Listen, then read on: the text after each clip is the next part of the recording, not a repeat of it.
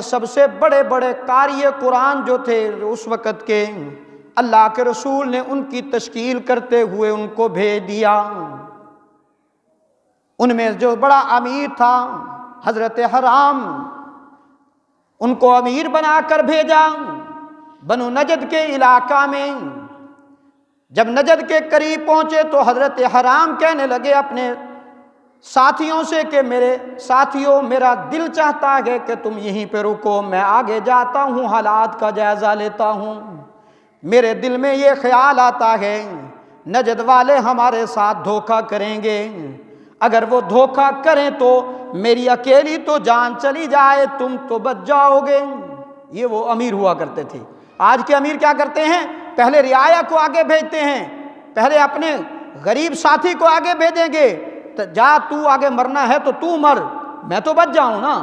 یہ ہوتا ہے میرے دوستو عام اور صحابی میں زمین و آسمان کا فرق ہے کہ اللہ کے رسول کے صحابہ کرام اور عام انسان، میرے اور صحابہ میں زمین و آسمان کا فرق ہے۔ حضرت حرام جاتے ہیں، جا کر کے جائزہ لیا۔ میں مختصر عرض کر کے اس کو ختم کروں واقعے کو۔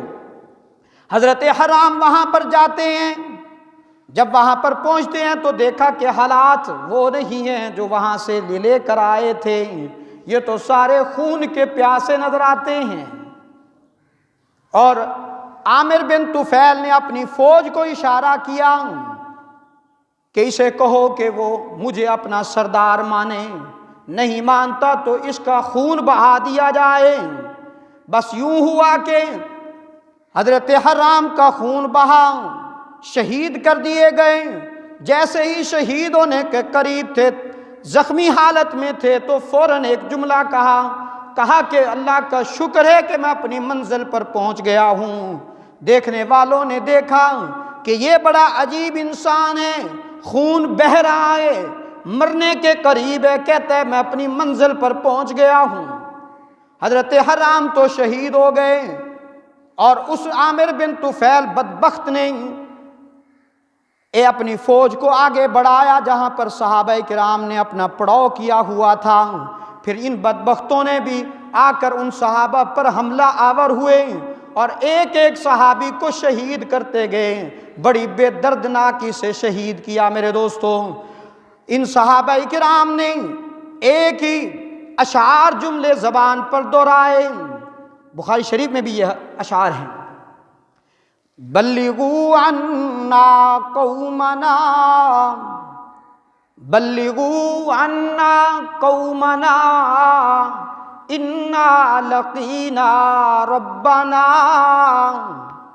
فرضی عنا وارضانا۔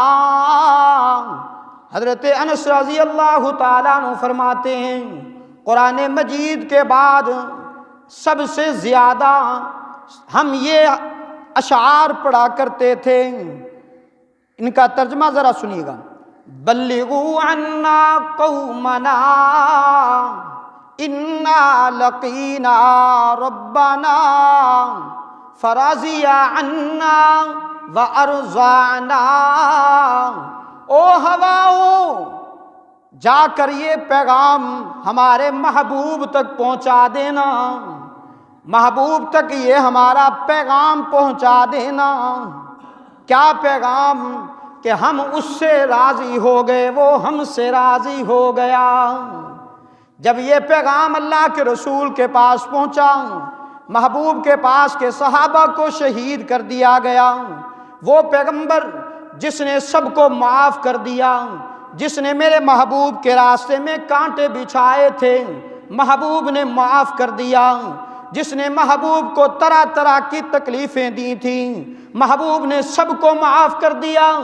لیکن جب یہ صحابہ کی بات آئی رحمت عالم صلی اللہ علیہ وسلم کے سامنے، اللہ کے رسول لگاتار کئی مہینے تک صبح کی نماز میں دعا، صبح کی نماز میں قنوت نازلہ کا اہتمام کیا۔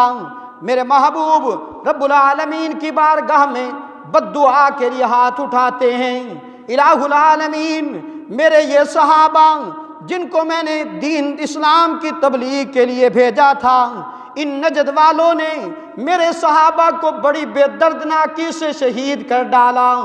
اللہ تو ان نجد والوں کو صفحہ ہستی سے مٹا ڈال، ان کو ایسا عبرت کا نشان بنا ڈال کہ آنے والی نسلیں ان کا تماشا دیکھتی رہیں۔ پھر وہی ہوا نا، وہ عامر بن طفیل رات کو سوتا ہے، رات کو سوتے سوتے طاعون کی گلٹی نکلی، وہ گلٹی اتنی بڑی ہو گئی ایک رات کے اندر میرے دوستوں، وہی عامر بن طفیل بلک بلک کر کتے کی موت مرا اور اس کو کتوں نے کھایا۔ میرے محبوب پر ان صحابہ کا دکھ اتنا تھا، اتنا غم تھا اللہ کے رسول پر، کئی دن میرا محبوب آنسو بہا بہا کر کے اپنے صحابہ کے لیے زارو قطار ہاتھ اٹھا کر دعا کرتا ہے۔ اسی کو تو قرآن کہتا ہے ان اللہ عندہ علم الساعہ وینزل الغیث ویعلم ما فی الارحام وما تدری نفس ماذا تکسب غدا وما تدری نفس بأی ارض تموت۔ قیامت کا علم کون جانتا ہے؟ بولیے گا، قیامت کا علم اللہ کے علاوہ کوئی نہیں جانتا میرے دوستوں، اور بارش کب کہاں آئے یہ بھی اللہ کے علاوہ کوئی نہیں جانتا۔ وَيَعْلَمُ مَا فِي الْأَرْحَامِ، ماں کے بطن میں کیا ہے، بیٹی ہے یا بیٹا ہے، یہ بھی کوئی نہیں جانتا اللہ کے علاوہ۔ اگر آپ کے دل میں یہ بات آ جائے کہ سائنس تو ترقی کر گئی، ڈاکٹر بتا دیا کرتے ہیں کہ بیٹا ہے یا بیٹی ہے، یاد رکھیے گا قرآن کا دعویٰ کبھی غلط نہیں ہو سکتا۔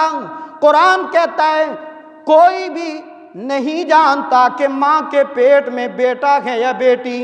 ڈاکٹر آپ کو ایک عورت کے متعلق تو بتلا سکتے ہیں، لیکن پوری کائنات کے جتنی بھی حاملہ عورتیں ہیں ان کے متعلق نہیں بتا سکتے، اور ان کے متعلق اگر بتانے والی ذات ہے تو وہ ایک اللہ وحدہ لا شریک ذات ہے۔ اور کل کیا ہونے والا ہے، کل کیا ہونے والا ہے یہ بھی کوئی نہیں جانتا اللہ کے علاوہ میرے دوستوں۔ تو ہمارا بھی ایمان ہونا چاہیے، ہمارا بھی اس ہستی پر ایمان ہونا چاہیے کہ ہمارا بھی خالق و مالک و رازق و مختار کل حاجت و روا کون ہے میرے دوستو؟ اللہ ہے، اللہ کے علاوہ کوئی نہیں ہے میرے دوستو۔ دعا ہے اللہ رب العزت سے کہ رب العالمین ہمیں صحیح معنی توحید پر اور آقا دو عالم صلی اللہ علیہ وسلم کی سنتوں پر چلنے کی توفیق عطا فرمائے۔ وآخر دعوانا الحمدللہ رب العالمین۔